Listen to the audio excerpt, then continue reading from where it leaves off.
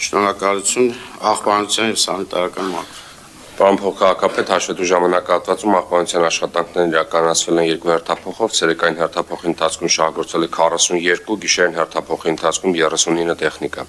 Մայրաքաղաքի փողոցների մաքրությունը 6-օրյա գրաֆիկով 2 հերթափոխով իրականացել են 294 սահմանման աշխատակիցներ, որը կազմում է գրանցված աշխատակիցների 85%-ը։ Մնացած 15% աշխատակիցներ գտնվում են ժամանակավոր անաշխատունակության եւ արձակուրդի մեջ։ Փողոցների մաքրությունը իրականացվել է 7 փոշեկուլ մեքենաներով,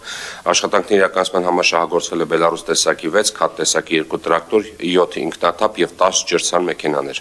Հաշվետու ժամանակահատվածում ԵԱՍՄ համայնքային հիմնարկի թեժգից հեռախոսահամարին ստացվել է 38 զանգ,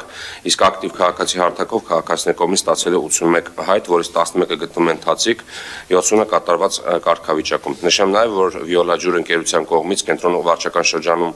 իրականացվել դիտահորերի մաքրման աշխատանքներ, որոնցից 60-ից մեր աշխատակիցներն են իրականացրել աղբի տարածքի մաքրման եւ պատշաճ տեսքի բերման աշխատանքները։ Այսքանը շնորհակալություն։ Պարոն Կատվալյան, 2 բառով կներկայացնեք, մենք փոշեկուլ մեքենաներ են, կերչերները եկան, հասան տեղին չեղավ եւ այդ գործընթացը ոնց է առաջ գնալու։ Այս պահին տեղի ունենում վարորդների հավաքագրման process-ը, Կերչեր ընկերության ինստրուկտորների կողմից արդեն սովորեցնում են վարորդներին ինչպես օգտագործեն մեքենաները եւ արդեն հանձնման ընդունումից հետո արդեն